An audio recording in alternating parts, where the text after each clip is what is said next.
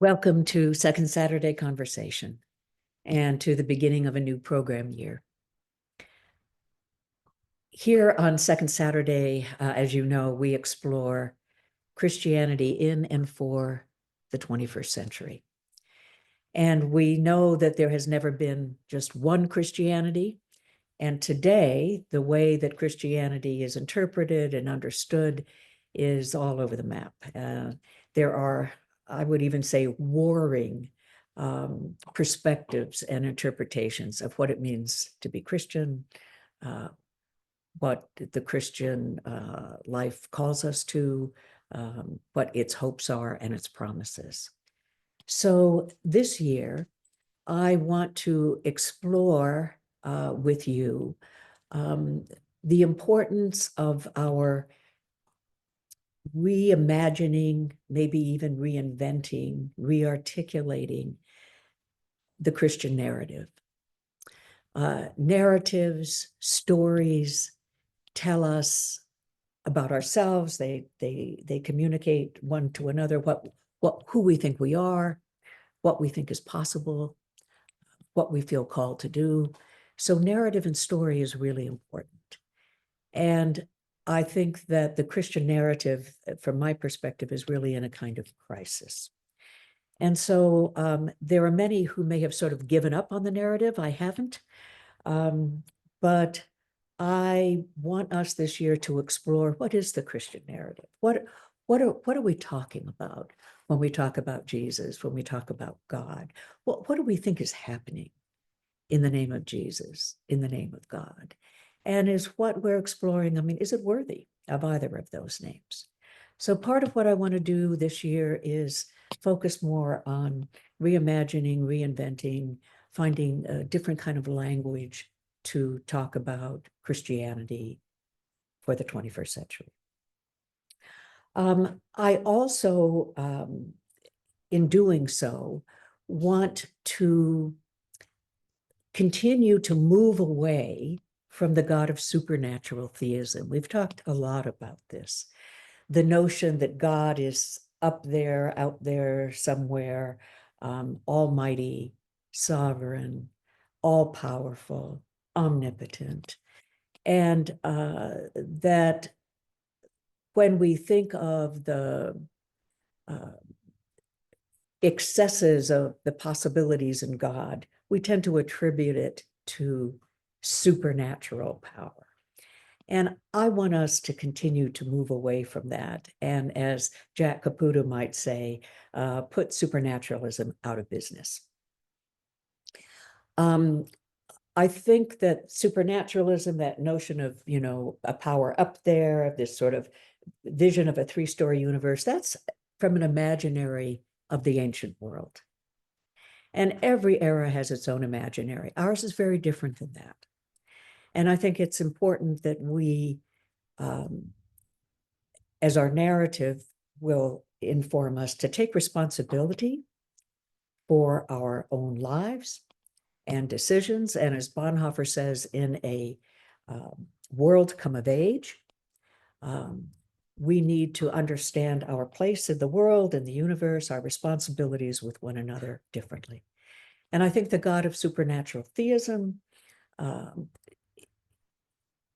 protects us from a certain kind of risk and responsibility. And I think that it also, we feel that we can rely on that as a kind of intervention for how our world is to unfold. And I just think we have to finally get rid of that. And that when we rethink, reimagine what we're talking about when we talk about God. And that God is no longer the God of supernatural theism. Jack Caputo has a really interesting perspective on this. He suggests that to think of God as almighty, all-powerful, sovereign, able to do anything, coercive, if you will, those are the worst characteristics you want in a God. And I think we should think about that. Those are the worst characteristics you want in a God. And along with that, the notion of one God and country, God and country together, with that notion of supernatural theism, I think is a scary, potentially violent combination. So I think we need to rethink all of that. I also want to say that whatever narratives, whatever kind of language we explore to talk about Christianity in and for the 21st century, it's not as though we're looking for a new creed. Okay. As you know, the creeds came about in the 4th, 5th century. It was under the duress of empire. There was a strategy that we needed one doctrine, one empire, one emperor. And the creeds all were in service of that kind of strategy. One doctrine, one empire, one emperor. And we still tend to function under that kind of strategy. And I think it's really important that we critique that. So what I'm interested in with a new narrative or a new way of expressing the narrative of Christianity is not, our task is not to find a new creed.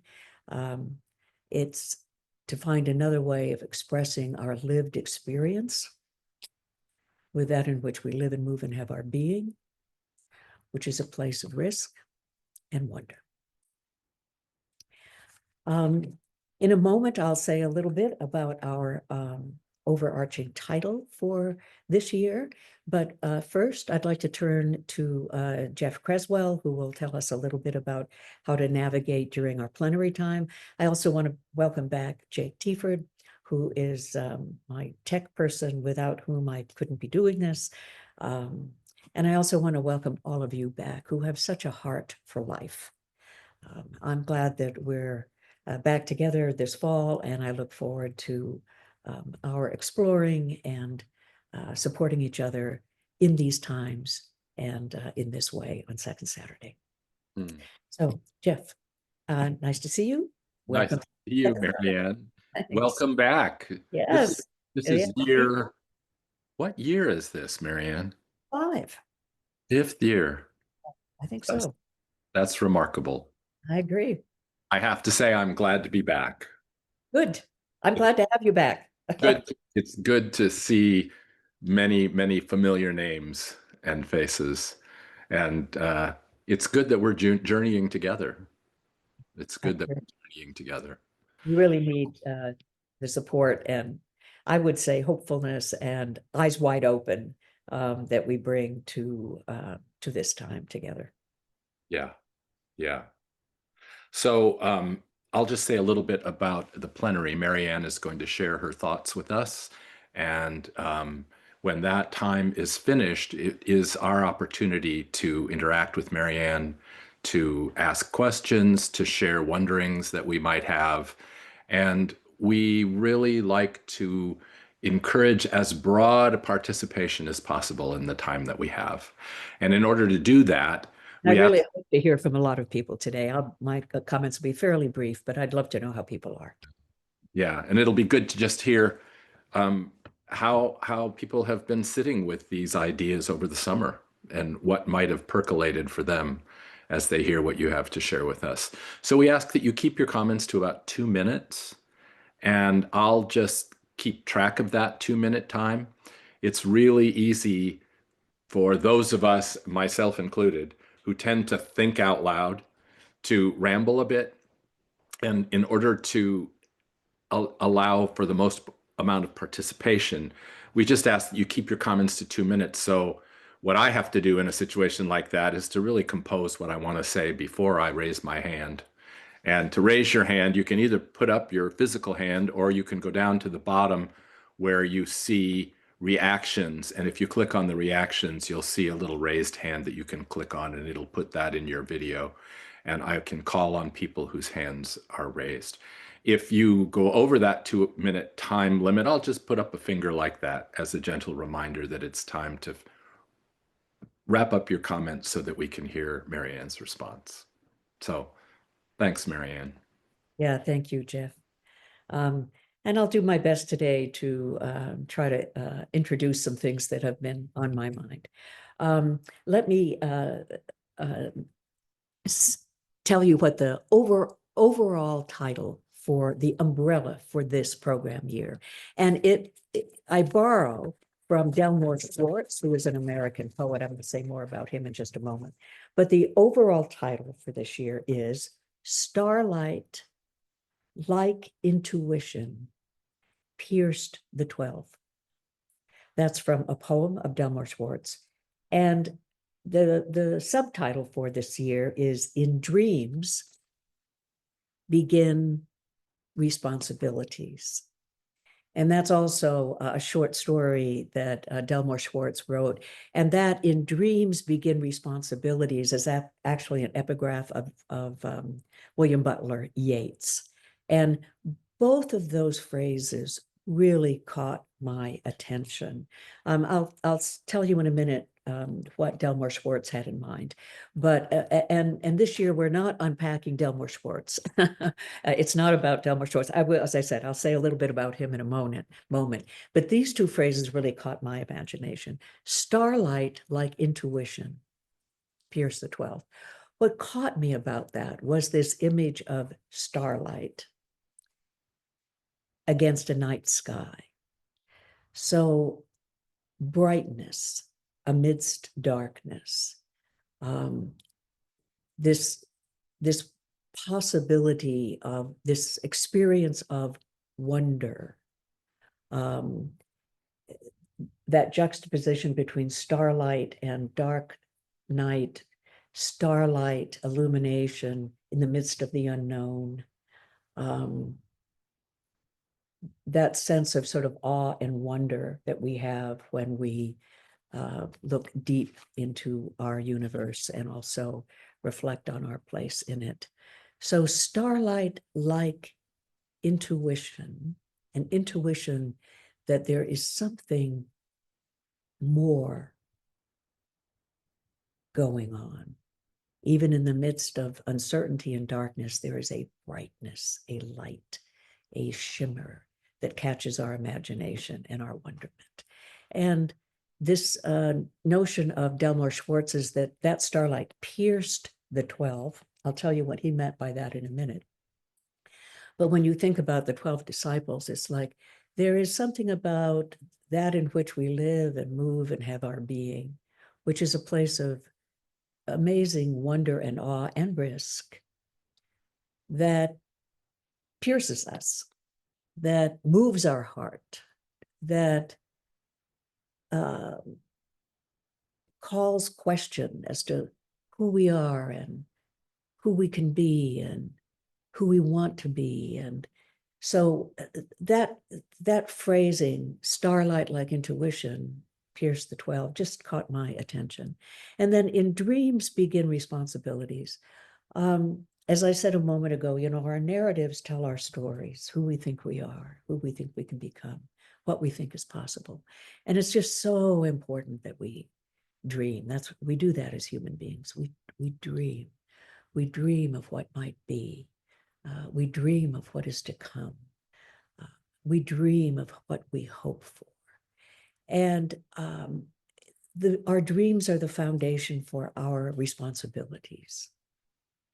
What we dream and hope for, we're the ones that need to bring those dreams into existence. We're the ones that are responsible for making those, if you will, those dreams come true. And I think that in our days, we not only need to reflect on what are our deepest intuitions of what is possible, but also as we dream, realize that it's our responsibility to make those dreams come true. And as I said earlier about different Christianity, the way Christianity is being interpreted today, they're almost at war with each other. Some of the, there's Christian nationalism, there's traditionalism of a certain sort coming into play. There's, people talk about progressive Christianity. They're different ways of interpreting and understanding and indeed living what we think the Christian narrative is about. And I think we really need to take a sober critique and evaluation of that. And as I said earlier, find a new way of languaging what our lived experience of Christianity is. And I think it's really important that we not give up on a dream that things can be otherwise, a dream that the future can be better. We mustn't give up on possibilities, the importance of the reality of possibilities. And as Jack Caputo might say, even the possibility of impossibilities. Okay, we mustn't give up on that. We mustn't allow the desperation and fears and sort of bludgeoning use of language to suffocate our sense of hope and promise and possibility. So I want us to keep a kind of resilience and imaginative energy with us this year. And again, we're the ones who are responsible for what we think is possible and for who we want to be. Let me say a little bit about Delmore Schwarz. He was born in 1913. He died in 1966 at the age of 52. He was a controversial and rather tortured poet and writer. He was the son of Eastern European immigrants. I think they were Romanian immigrants. His parents had a very unhappy marriage, and it ended in a very unhappy divorce. And that experience deeply affected Delmore Schwarz. In fact, he tried to wrestle with some of the angst of that relationship in his writings even. And in fact, in Dreams Begin Responsibilities, that was the title of an essay that, where the subject of that essay was his parents' unhappy marriage and divorce. He got a degree in philosophy from NYU. He read Spinoza and Blake and Milton. He loved listening to Bach. At age 25, he was, at age 21, he wrote In Dreams Begin Responsibilities. By age 25, he was considered innovative and, in a sense, a bright light, doing new things with poetry and writing in the era. And people like William Carlos Williams, Wallace Stevens, T.S. Eliot, Jerry Berryman, Alan Tate, Ezra Pound, Saul Bellow, Robert Lowell, they all sort of sung his praises and thought that he was a man of great promise. All of that said, let me tell you that he, as I said, he was a tortured and gifted man. He became a drunk. He was an alcoholic. He became paranoid. He had manic episodes. He had difficulty with finances. He ended up dying of a heart attack while he was taking out the trash. What a metaphor, huh? His poem, Starlight Like Intuition Pierced the 12, was, he was heard to say that that was actually his favorite poem of his own. And Robert Lowell actually read that poem at a memorial for him about a month after his death. And what Schwarz does with that poem is very different from the images that I get from the title of that poem, okay? But in fairness to Schwarz, I want to say a little bit about what, if you turn and look at that poem, it's kind of a haunting poem, but if you look at Schwartz's poem, as I said, it's a real contrast to what that title inspired in me. But let me say a little bit about where Schwarz was coming from. Schwarz talked about Jesus as this man of perfection, that he was sort of, all-knowing, that he had a phrase that Schwarz uses, unnatural goodness that rises and shines and will never ignore us. Okay, that's Schwartz's phrase. And in this poem, he has the 12 disciples reflecting on being looked upon by Jesus, who is this perfect being. And that perpetual gaze does nothing but underscore their perpetual and horrifying failures as human beings. And that there's kind of an almost deadening quiet and a shadowy presence around all of that. He describes that in his poem. And he said, no matter what we do, he will stare at it. For Schwarz, who incidentally was Jewish, he was not Christian, but that Jesus staring at us, we will never be as we once were, he says. Life will never be as it once was. In a sense, we're always under the judgment of his perfection. Okay. So for Delmore Schwarz, he portrays Jesus as sort of this image of an ultimate standard of purity and humanity that we will never meet, and that sense of our inadequacy only pierces us all the more deeply. Okay.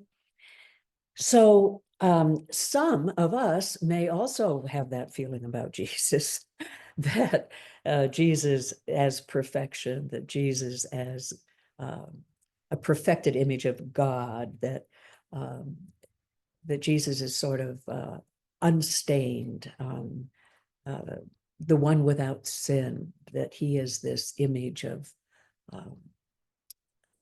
that we'll never have that kind of perfection, and that we can only be granted a kind of grace by his acceptance, and then therefore his acceptance will make our acceptance possible with God. A lot of us have grown up with that narrative. A lot of us may think of Jesus in that way too. But as you know, I think of Jesus very, very differently. For me, Jesus, and I do turn to the work of Jack Caputo. Jack's been very influential to me. I don't want to misarticulate him, but he's helping me to rethink a whole bunch of stuff. So I have deep love and regard for Jack. But that Jesus is rather an icon, not an idol, okay, but an icon of human possibility, that he is one of us. He's a human being that shows us what our capacity is as human beings. He is our hope. He is our promise. In Jesus, we see what we can be. In Jesus, we see what we are.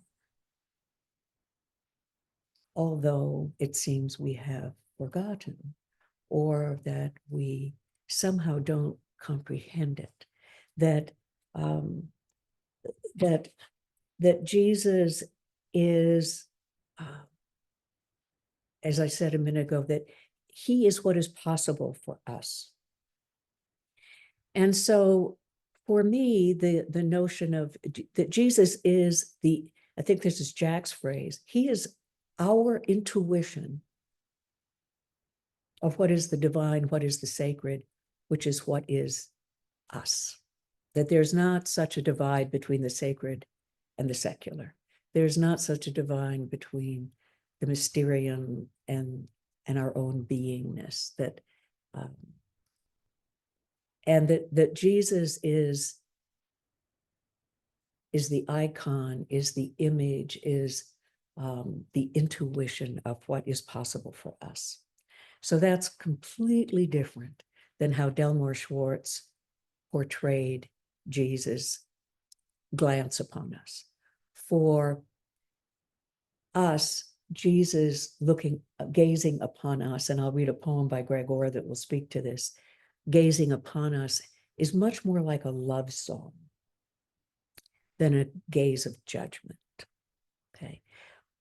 Jesus gazing upon us is more like mirroring than it is judging. So I just want us to think about that as we think in terms of narrating, re-narrating the Christian narrative. What are we talking about when we talk about who Jesus is for us? What do we think is going on in the name of Jesus? What do we think is going on in the name of God? To reimagine that and how important that is.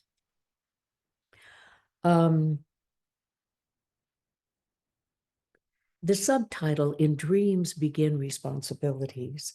As I mentioned, Schwarz used that epigraph of Yeats's to try to talk about his family's, his parents' unhappy marriage and their divorce in sort of I think it was a therapeutic effort to come to terms with some things in that essay.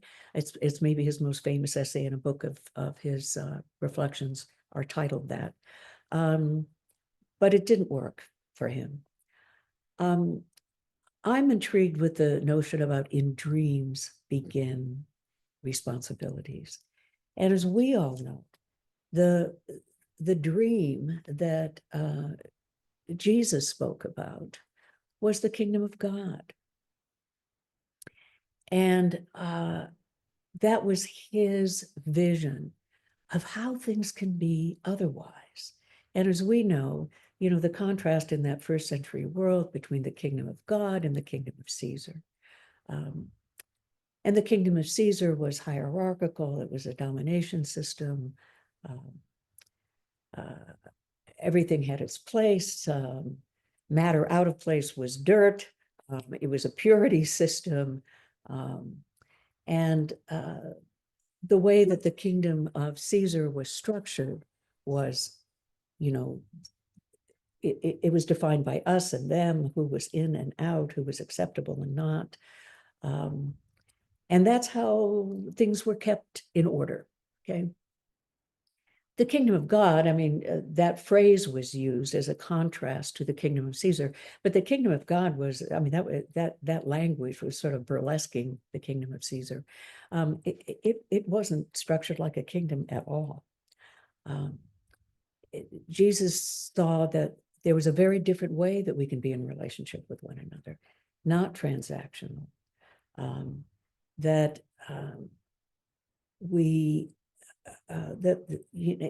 It's not conditioned on performance or on certain kind of prescribed categories of acceptance. That the first could be last, the last first, the outcast could be the invited guest, the rich and powerful are actually empty. It's the meek who can inherit the world. The peace lovers will be the ones who will triumph. So for Jesus, it was a real reversal of the assumptions of the kingdom of Caesar. And Jesus imagined that the world can be otherwise, that it's not impossible, that we have that capacity in us to to love one another, and not only to love one another, but to love our enemies, and that this is who we are. This is who we are. And for Jesus, the image of who we are and who God is, informed and nourished. We nourished and inform one another. So that notion that in dreams begin responsibilities, that we are responsible for making our dreams come true. And, Martin Luther King had a dream. He talked about what he imagined a dream for our days and for a better future would look like. I have a dream that one day, that the possibilities are here and it is to come, and that we want to make decisions and take responsibility so that will happen. Okay. And I think it's really important in our day that we continue to imagine, what do we think is possible? Who do we want to become? Who do we think we are? What is it that is yet to be? And that we need a compelling language and vision to express this form of life, and a vision that will galvanize us to work together for that form of life. So for me, that notion of starlight-like intuition, starlight is like a call. It's possibilities, even in the midst of the unknown. Starlight is like a call. And our dream is our narrative of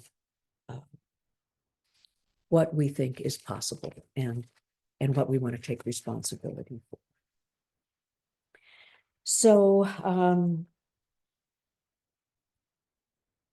not sure that I actually covered what I wanted to cover this morning, but you sort of get my drift for why this title, Starlight, like intuition, pierce the 12. Starlight functioning like a call. Starlight of possibility in the midst of darkness and the unknown. And that in dreams begin our responsibility, but that our dreams for a better future, our dreams for what can be, how important that is, that we not lose imagination, not suffer from a failure of nerve, not be overcome by counter narratives that may suggest that love and nonviolence and new life and burgeoning creativity, that is not beyond our grasp, and that too is not in our midst. So let me just stop there, and I'd love to hear from you what your thoughts are about the importance of narrative and how we narrate, those of us who are Christian and those of us, as human beings, how we narrate our understanding of ourselves and what is possible. And by the way, let me say too about how we understand ourselves as human beings. I understand Schwartz's experience of feeling oppressed by this image of Jesus as perfection. I think that's a misguided image. I think the way we think of human beings is really, really important, because if we think of ourselves as by nature sinful and unclean, which has been part of the catechism that some of us have been brought up with, if we think we are by nature sinful and unclean, that potentially gives permission to do almost anything to human beings that we think by nature are sinful and unclean. So I think we have to be really, it's really important who we think we are and what we think we can become. And in terms of God being almighty or all powerful, if we think that God is sovereign, all-powerful, more omnipotent than, to borrow a phrase from Jack, omnipotential. If we think of God as this ultimate source of strength and power, and if we think we claim that, then some feel then that they can do anything in the name of that power, and it can legitimate all kind of agendas, and even to the point of violence. So I think it's important how we think about what do we think as a human being? What are we talking about when we talk about God? What's happening in the name of God? What's that about? What do we think about the importance of having a dream of what is possible for not only our lives together, but a future that even won't be ours? What do you make of the imperative of our re-narrating our Christian story? How strong that imperative is in these times and for these times. And, what are your thoughts about that? What are your considerations? What are your concerns?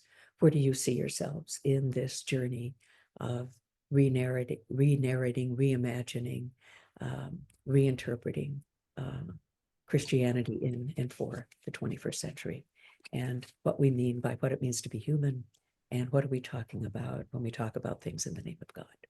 So I'd just love to hear some responses from you, some of your concerns, as I look ahead and we look ahead to this next program here.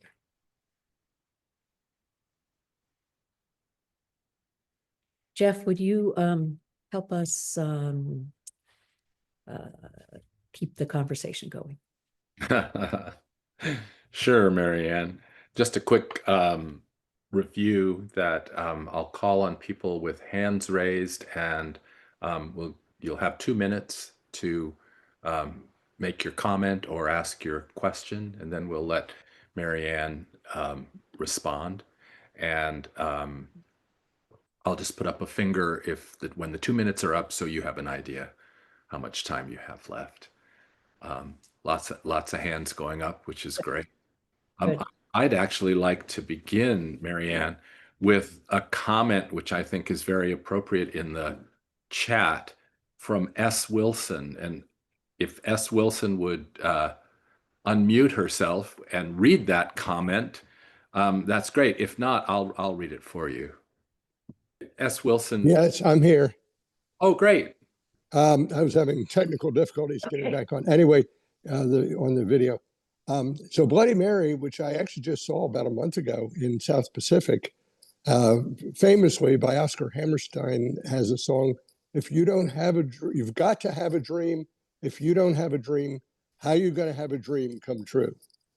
And I've actually thought of that throughout my entire life as a real good philosophy, a good motivator. Right. Mm. Yeah, great. If you don't have a dream and a dream to come true. Yeah. And my concern these days is don't relinquish your own longing for a dream. Don't relinquish that to others too quickly.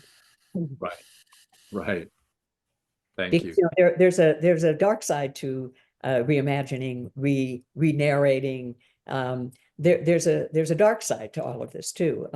But what I want to underscore is that the power of narrative, the power of story, the power of images, the power of language to shape the world and to shape and influence ourselves is huge. And I want us to hold fast to the creative and loving and emergent power of language and image to do a new thing in a way that's life-giving and more formative than even informative. So anyway, I just want us to hold to our own imaginative giftedness. Yeah. Yeah. Great. Becky Schaller, do you want to unmute yourself? Hi, Becky. I think I am. Great. Okay, thank you. And I feel really privileged to be able to be here. It just seems like such a wonderful opportunity. The idea of narrative has, I just find it very intriguing and fascinating, and also kind of boggles my mind, because it's, in order to tell a narrative, you have to have some, decide what's important and how to interpret it. And I'm wondering if you know of any narratives that have been told in the last, I mean, like, what I was taught is the Hebrew scriptures were a narrative of how they saw themselves in relationship to God. Now, since then, I've learned that that may not be true, but that's what I was taught. And a narrative of, like, the United States, or a Christian narrative, and how things happen either in the Christian world or in the United States, and how that happens in relationship to our relationship with God. I don't know. I mean, I'm just wondering if you know of any narratives that have been written from a perspective that you would respect, about what's happened, and how that how life progresses within that narrative.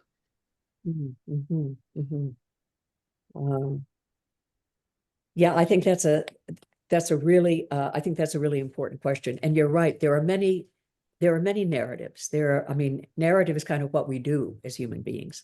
And I think that in terms of, for instance, the Hebrew scriptures and the New Testament, I think it is narratives of communities that are trying to understand the human condition, and trying to understand the human condition in an imaginary that says there's something more.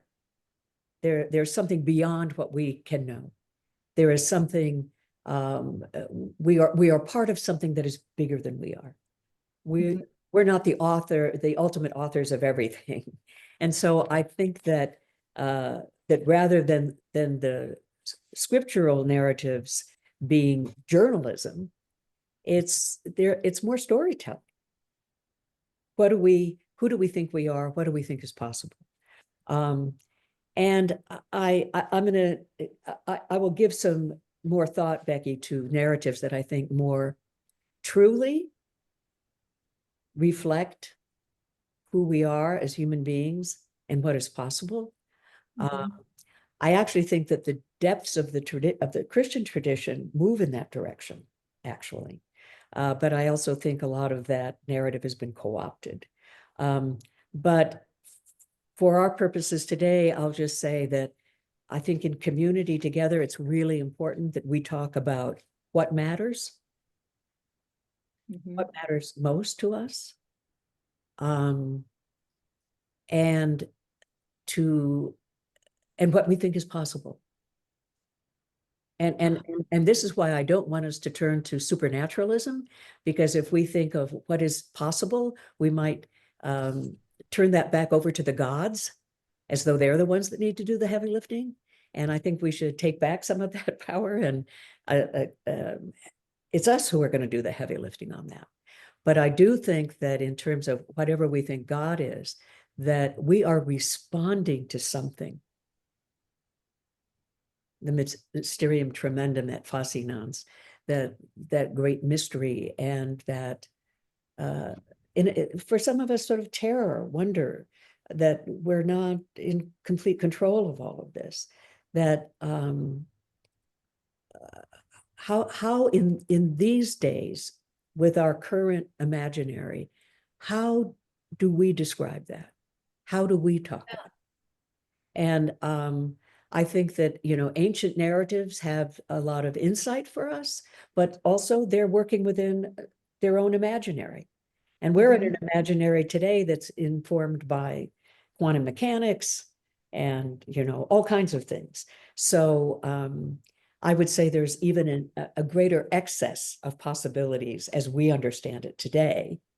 But I think that's part of our challenge, is what kind of narratives are we going to claim or flourish in to assure us of a better future? Yeah, that's why I'm looking for examples. Yeah, and there are others here who might have examples that they can share with you today, which would be great. Thank you. Yeah, I think some philosophers and theologians are better at giving us glimpses than others. So, but that's part of our task, is to, what do we think is most important? What do we think is possible? Mhm. Thank And you. and what do we think is unconditional? And that's another topic that I'll probably address more next time. Okay. Great. Thanks, Becky. Yeah, thank you. Susan D'Amico, welcome back. Hello, it's lovely to be back. I've missed everything. Marianne, as usual, blowing my mind, so many things that cross it, but the decisions to make, the idea of our dream is our narrative, responsibilities, and to me, responsibilities mean action. And being raised Lutheran with the creed and the idea that, we are saved by grace and not works, and oh my goodness, doing stuff is not going to get us anywhere. So what I was thinking of is that the idea that you had spoken about language and vision. Language is who we are, and so what do we do? And then you were talking some more, and I'm sorry, I'm distracted. The flow of it doesn't go so well for me, but I was thinking that, the sinful and unclean part, which is just pounded into you. It's just language, what Empire wants you to believe about yourself. right? So that bias engendered in us. What do? We love ourselves. We learn to do that so we can love our neighbors, tolerate the differences. But that responsibility, what does that action, what do those things that we do, whether it's our own practice or in our daily encounters or in a wider version of the world, what does that look like? Because sitting with this concept of learning to love myself is the hardest thing ever, and the idea of doing action still leaves me with like a transactional sense. So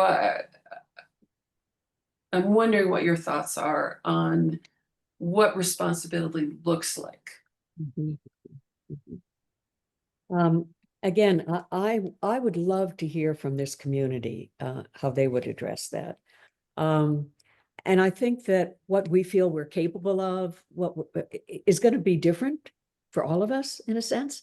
What I don't want some of us to feel or fear is that if we're not out doing something like pounding the streets or showing up at events or whatever, that what we think or dream or love doesn't matter.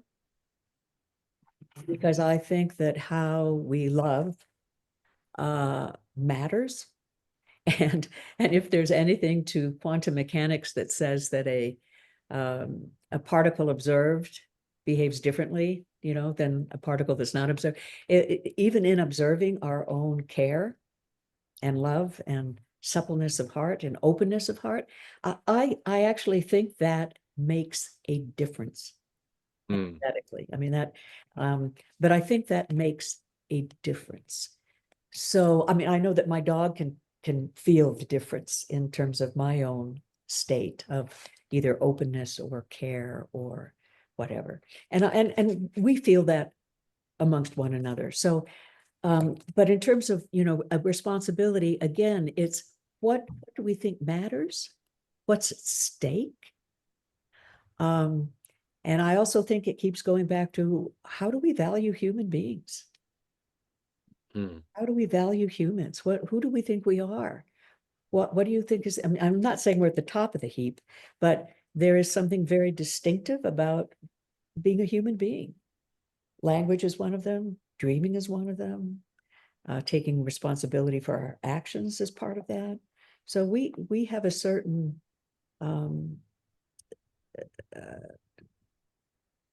I think we have a kind of call, and I think it depends to what do we hear? What kind of call is calling to us in terms of how we live our lives and how, so, I think what we do, how we do it matters. What are those actions going to look like? All kinds of things. And I think what we do, and I think it does matter. I think it does matter. And I don't want us to get so overwhelmed that we don't take ourselves seriously. But I'm not really answering your question at all, but I love your questions about language and how we make decisions for a better world. And what does that look like? I think those are questions for us to ponder. Yeah. Thank you. Yeah. Thanks, Susie. Margaret Phillip. Margaret, do you want to unmute? Yes. Oh, I'm so privileged to be here, Marianne. Am I unmuted? No, Yes. you're fine. You're here. Okay. We teach young children, some of us, to listen to that still small voice inside. And for me, that is the voice of God, creator, impulse, dream. And to listen to that voice is really important as we become adults and begin to really try to make our way and figure out who we are in society and in this world. And it obviously depends on how we feel about ourselves, how we're going to feel about other people. Listening to that dream, which is specific to each one of us, is the most important thing I think we need to do in life. I am so in tune with everything you have said this morning. And I just wanted to express that because every time you speak, then what I wanted to say changes a little bit. I know Jeff said, think about what you want to say before you say it. But that does change. But I will just close with a question.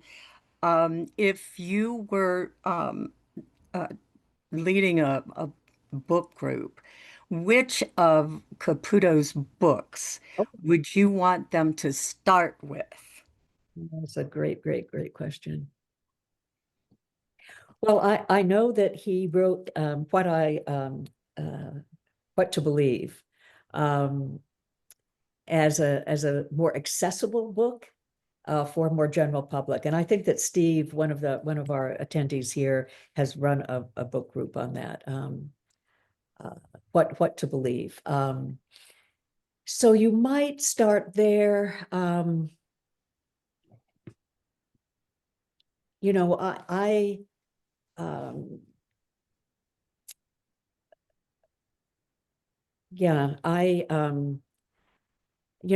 also think his book, Hope Against Hope. I think that's important. I think the weakness of God. Jack is so deeply versed in not only classical theology, but continental philosophy, that he will show you on whose shoulders he's standing and with whom he's been in conversation.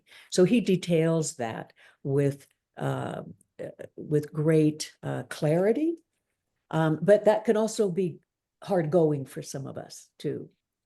But I think that once you sort of get a thread of what Jack is moving towards, which I think is actually axiology, what do we value Yeah. do we think is important? And then he refers so often to Silesius Angelic's quote, the rose is without why. It blossoms because it blossoms. Yeah. Okay. And I think there's a deep wisdom and affirmation in that for all of us. The rose is without why. It blossoms because it blossoms. I think that in the midst of our changing and perplexing world, that we too need to blossom because we blossom. We need to Yes. love because we love. Yes. We need to hope because we hope. And not so much with an explanation as an expression. Yeah. Okay. Yeah. So Yeah. I think Jack's work ultimately moves toward an axiology of what really matters. And that even if everything goes to hell in a handbasket, it's odd that we had this experience of life that we may not really understand, but we had this experience of life. And in a sense, have we loved it just for what it is? You know, let our actions, let our lives speak for themselves. Yes. We blossom because we blossom, even without a why. I think that's part of the challenge of his work. And And I I have have to get say, back to you, Margaret, about books in particular. My Yeah. mind is sort of fogged over, but he's That's all right. worth the effort. Yes. Yes. Yeah. He's such a And I just want to conclude by saying your dream is your responsibility because it's your dream and no one else has that dream. So like the flower, you need to blossom and that dream is pushing you to blossom. Yeah, I think that's right. And I think that there is, because I deeply affirm humanity. Okay. I mean, I am by nature sinful and unclean. I just think that's such a dangerous starting point, I think that it's remarkable that we're here at all, right? Yeah. And I think that if we plumb our depths, all humanity, that we will come to a place of affirmation for the mystery and gift that is life. Yeah. I really believe that's in us. All kinds of things distract us and keep us away from that, or we think it's about something else. But I think that the depths of humanity will affirm the depths of the mystery of life, the gift that is life. It's starlight in the midst of a dark night that we know nothing about. That's the unknown, but there's a light. We need to be as aware of the darkness as of the light. Mm. And let that light have its moment. Mm. And I think that ultimately our dreams will be for the benefit of one another, ultimately. And maybe you're not hearing me right now, Margaret. Are you there? You're on mute, I think. Anyway, Yeah. lost you, Margaret. I'm sorry for that. Yeah. Jackie. Yes, thank you. Good day, everyone.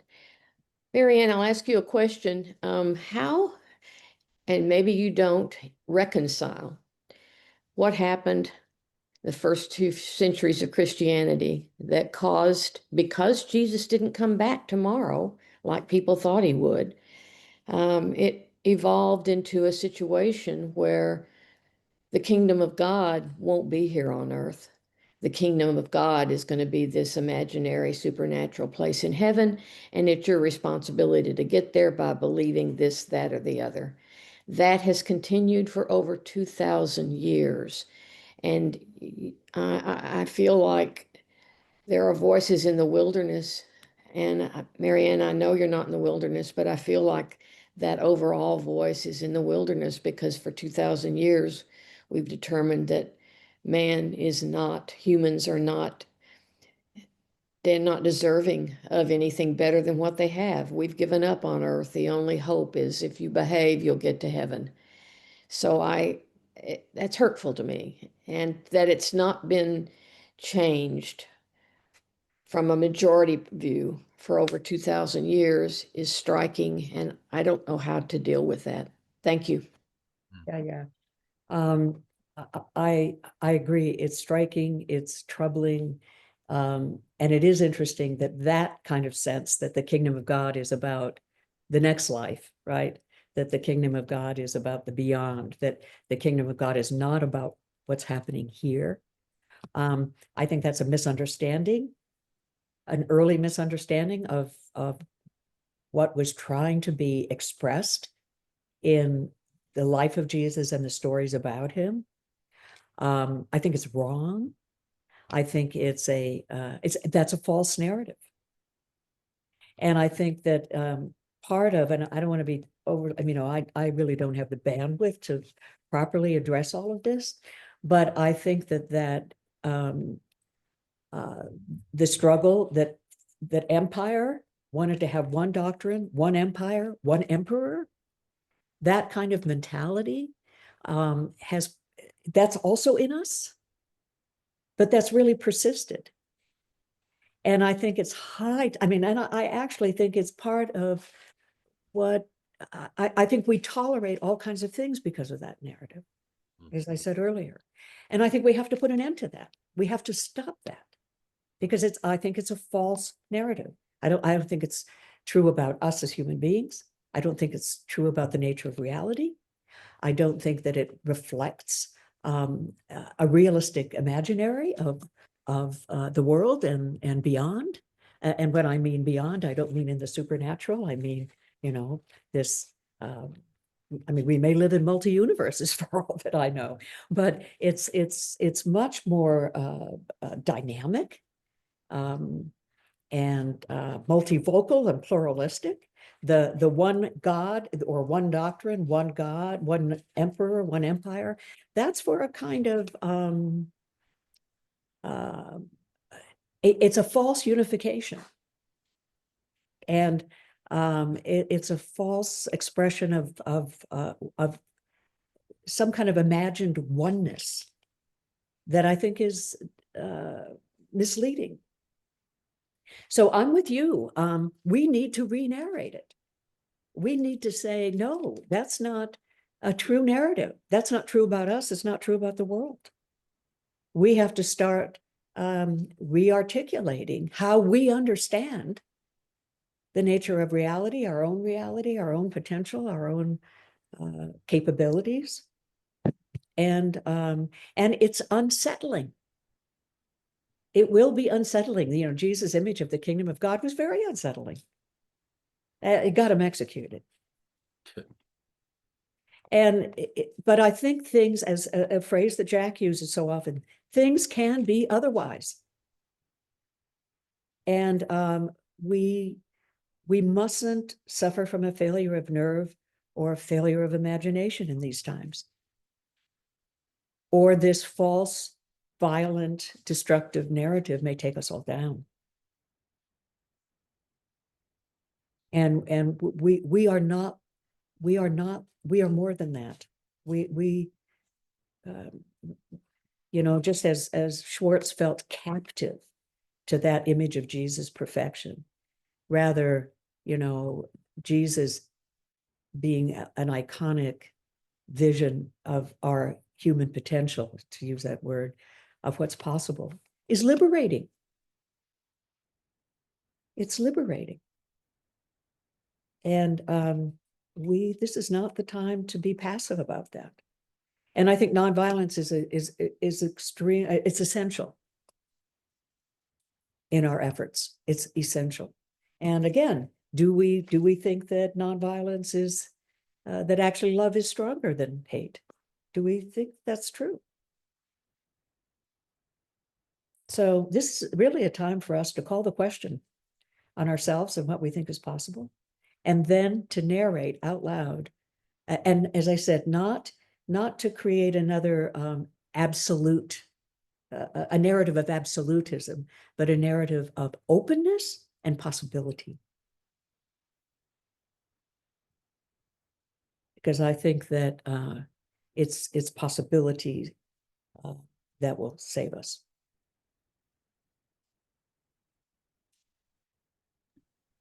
Thank you, Jackie. Yeah. But again, there are people here on Second Saturday whose bandwidth is deeper and wider than mine who can speak to this about, you know, how do we move through these times when it's our responsibility, those of us who think that it can be otherwise, and who actually believe in hope and love, and you know, the mystery and uncertainty and possibilities of imagination. But it's up to us now. Come on. And I'll say something about the opening music at the end, but you know, one of the part of one of the songs I sang about no love, you're not alone. It's like, you know, it's all right if you cry. It's like, but I promise you the sun will rise. You know, it's like, and the singer says, come on, love, come on. That's kind of the way I'm starting this year. Come on, love, come on. Yeah. Yeah. Anyway. Ed Wales. Mhm. Nice to see you again, Ed. You're on mute, Ed. There we go. There you go. No, we don't. We still can't hear you, Ed. Okay, come back to you. Okay, Okay, let's great. come back when he finds the Yeah. unmute button. How about Stephen Braun? Great. Steve, hi. Good morning. It's great to be back with you guys again. Oh, Steve, it's nice to see you. Hello, little beloved boy. Oh, that was to my dog. I know, Theo, right? And to you too, Steve. Sorry about that. Let's see. And you been a busy look steady on what to summer. believe, so you might have something to say about that. But go I ahead. have lots to say, but Good. fitting it in 2 minutes is going to be the challenge. Anyway, I've been doing a lot of reframing and exploring new sources, some of them in the kind of spiritual or religious writings you would expect, and others from art and from other venues. Like I do these morning walks at dawn with my new app, Merlin Bird ID, and I'm learning all the bird sounds and being St. Francis and talking to the moon and the birds because nobody else is out there as early as I go. So that's been really good. So I'm working on a narrative, and I wanted to address the woman that mentioned narrative. So I really think narrative is almost like a painting we artistically do of our experience. So it's a level abstracted from the experience. You know, William James said, firsthand, secondhand religion. I can do all this stuff about process theology, phenomenology, and postmodernism, and where are we going with, how can we weave new language using quantum physics terminology like entanglement? But all of that is narrative. A narrative uses words, and it's inherently dualistic. And the deeper part, before the level of abstraction, I'm calling all that a painting, is the experience, the event, I think Jack would call it. And those are significant, harder to come by. It's where mysticism meets science, maybe. I don't know.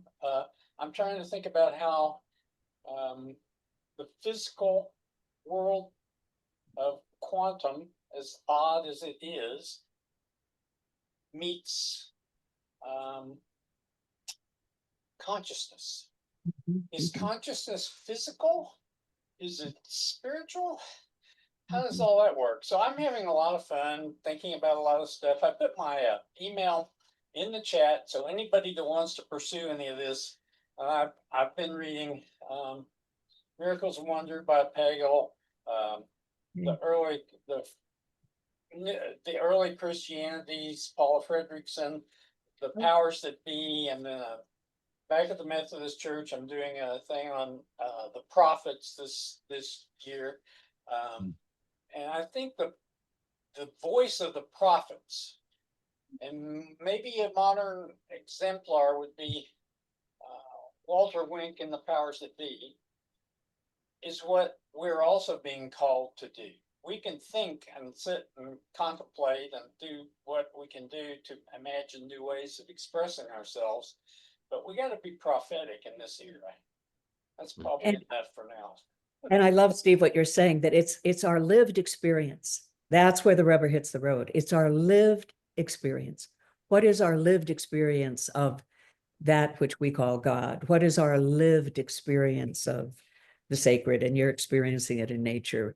But what is our lived experience? So, I think two things at play in this post, modern turn is, this is fancy language, but hermeneutics, the art of interpretation, because everything is interpretable, really. Everything, we receive some scriptural stuff as though it was writ, the epistema verba or something. Everything is subject to interpretation. We do it all the time. So interpretation, hermeneutics, and phenomenology, which is our lived experience. And I think those two things we need to consider as we re-narrate, because our narrations will speak to how we live.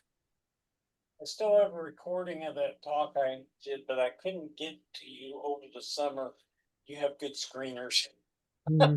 So my email's in my Perfect. And chat Jeff if will you give me a want it. copy of the chat. I Thanks. will. Thank Yeah, you. yeah. Thanks, Stephen, so much. And I love that you're having fun wondering and thinking about all this stuff. You're right. We're right in sync with I think what I'm exploring too. So thank you. I Thank you. forgot to mention Amy Jill Levine, because Sure. doing a lot of study on Judaism. Sure. Yeah. No, these are good resources. Another good one. Yeah. Thanks, Steve, so much. Really Thank you. nice to see you again. Thanks, Steve. Yeah, thanks so much. Kate Gibbs, can you unmute? So good to see you, Kate. Kate Gibbs, as I live and breathe. Hello. Make me happy. It's like, okay, all is right with the world. Kate Gibbs is here. I've been thinking about you two all summer, so I'm glad to be back. Yeah, I'm It's glad good to see you. Yeah, you too. So,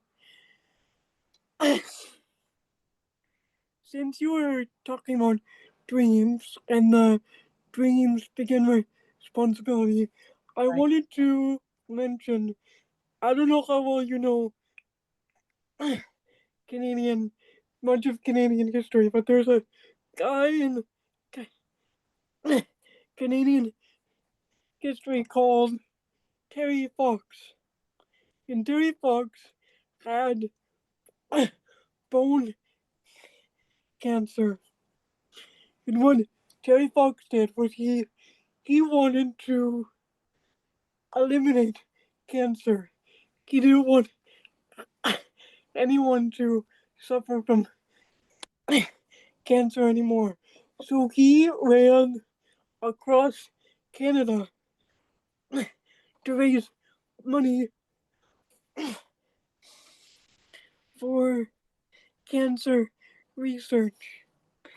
And people I've talked to, a friend of mine, and he described Terry Fox's run as Terry Fox, by the time he ended his run, he was so exhausted.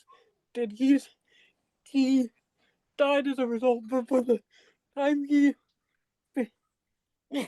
finished his run, he was so exhausted that he looked like Jesus after he'd been carrying the cross. That's how tough the run was for him. And so every year there's what's called a Terry Fox run that we run in order to celebrate Terry Fox. And Terry had such an impact on me ever since I was little, because as I was in grade 4 when I first heard about him, and I remember I have cerebral palsy, but I walk a little. Actually, getting I'm getting to be a quite good walker these days, but so I was determined to walk in this Terry Fox run, because Terry Fox did it with so much pain and sickness, and I'm not in any pain. I'm just, I get a little tired and I'm a little slow. But I was determined to walk in this run, and every year I've done it ever since. And when people, the older adults around me are always concerned about my energy levels, because cerebral palsy takes a lot out of you sometimes. And then, so some of Yeah. them, some of them didn't want me to do the run. And then, What strikes me about this, Kate, is that Terry Fox, even though he had his own deep wounds and injury and weakness, but he persevered, mhm, and I'm really struck by that image of, that in a sense, carrying the cross of his own limitations, but that he, in a sense, he ran the good race, right? yeah, Sounds like you, in your way, you are running the good race also, right? And so whatever we think our limitations might be, with our limits, even with our limits, let us run the good race. Okay, let us run the good race. So I think that you and Terry are really models of encouragement for us, that this is to use the image of the race, that this is a journey worth making. And sometimes, with our limits, right, that we will persevere. So sometimes I'd end up throwing this big temper tantrum, because I was mad that the well-meaning teachers and aides yeah, were worried about my high yeah, end, that I'd get tired, but I wanted to do it because Terry yeah. can. And So sometimes we get pissed off at other people's reactions. That's Yeah. how it goes. But persevere we do, and with good heart. So thank you, Kate, for that. Yes, thank you. So Thank you, glad, Kate. What a so great, pleasure. Thank you. appreciate it. John Schwartz. John, you want to unmute? I think I'm unmuted. Yep, there you You're go. good. Great. Good to see you. Delighted to have Second Saturday back this year. Thank you Great. much. This comes from an experience and an observation. I don't understand it, but that's okay. That happens a lot. It's a lot. We vacation in the Adirondacks. I've been doing that for like 50 years. And we've had a tent site on the beach.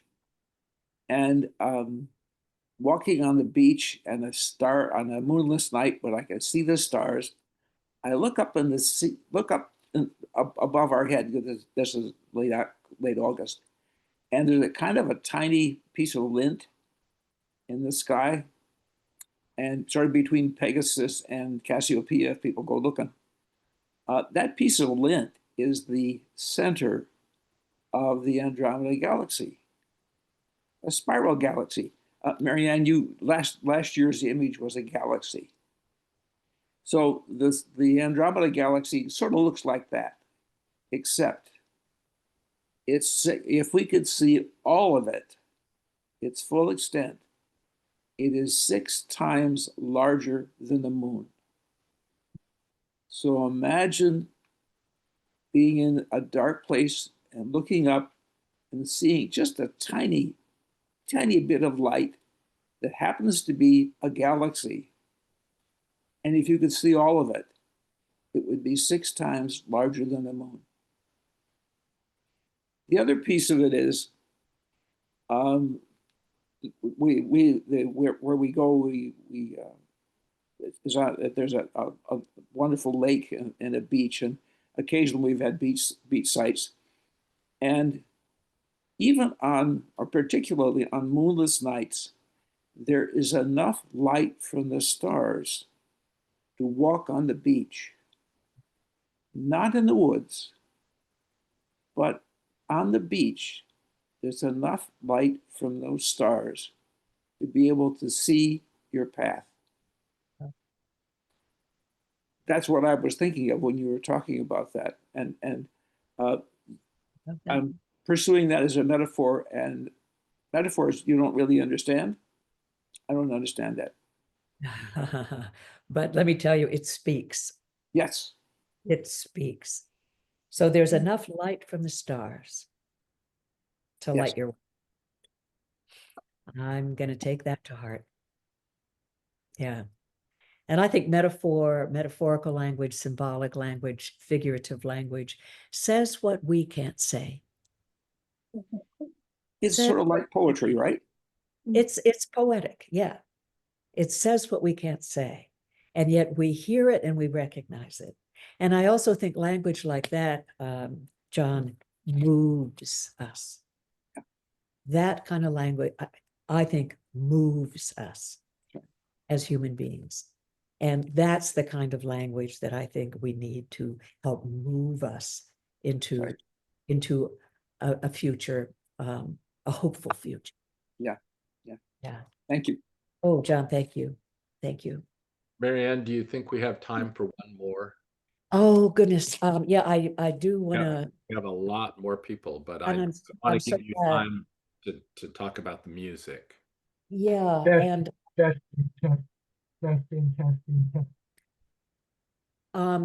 can folks stay for coffee time to have a little bit more conversation? Is there anybody in the queue that can't? Okay, then let me, because I really, I'm so appreciative of what people shared, and I look forward to hearing more from you. I feel like my prompt today was a little halting, but you got enough out of it so that you had lots of responses, which I deeply, deeply appreciate. Let me just briefly say something about the opening music, which on a recording, nobody's going to hear because of copyright issues. A lot of people don't tune in until the last minute. That's perfectly all right. But I've chosen the music, as I always do every year, with some intention. The first one, as I referred to already, is from Jacques Brel, and it's called The Carousel. And it's like, we're on a carousel, a crazy carousel. We're going round and round again. And it says, the whole world is madly turning, till you can't see. Okay. I feel that the music that I picked for this year sort of helps to describe where we think we are. Okay. We're on a carousel, a crazy carousel. Okay. So following that, I borrowed from Les Mis, which, as you know, is Victor Hugo, from Victor Hugo's 1862 novel. And it's the song I Have a Dream. And she's talking about a personal relationship, but she also talked about, I dreamed a dream in time gone by when hope was high and life worth living. I dreamed that love would never die. And then she talks about how the tigers come at night and tear your hopes and tear your hopes apart.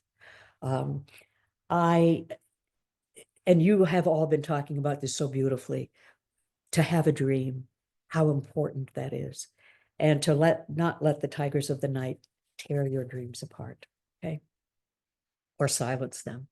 And then I followed that with Jacques Brel's No Love, You're Not Alone. It's all right if you cry. Don't let it get you down. I swear the sun will rise.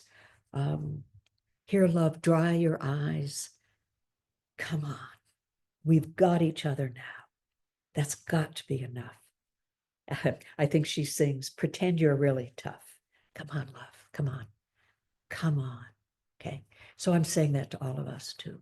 Come on. And then the last song is the finale from also Les Mis.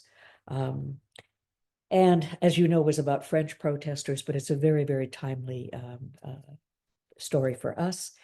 And it's, can you hear the people sing? And that, is there a world you long to see? Then join the fight. And I think that's an important call for all of us. Hugo, as you know, believed in the redemptive power of compassion and love and our ability to change. Jean Valjean was such a character. And it was Hugo who said, remember, the truth that once was spoken, to love another person is to see the face of God. It's Victor Hugo. So that was our opening music, and you'll hear that as a prelude to our program time this year. Our closing music is completely different than that. It's an aria from Bach's Goldenberg Variations, and since Delmore Schwarz liked to listen to Bach, the Bach is for him. And our next second Saturday will be October 11th. I'll continue this conversation about narrative and imagination. And I want to close with a poem, and I'm posting this as one of our closing slides, but I want to close this with a poem by Greg Orr. As I hinted at it earlier, that this poem is more of a love song. Schwartz's poem was more of a dreadful captivity. So listen to Greg Orr, and I'll send us off with this, and those who can stay for coffee time, I look forward to continuing our conversation and seeing all of you on October 11th. Greg Orr, let's remake the world with words, not frivolously, nor to hide from what we fear, but with a purpose. Let's, as Wordsworth said, remove the dust of custom so things shine again, each object arrayed in its robe of original light. And then we'll see the world as if for the first time, as once we gazed at the beloved who was gazing at us. Thank you so much for being here today, and for our being together, and for your being such an important part of continuing the conversation for a world that can be better. See you next time.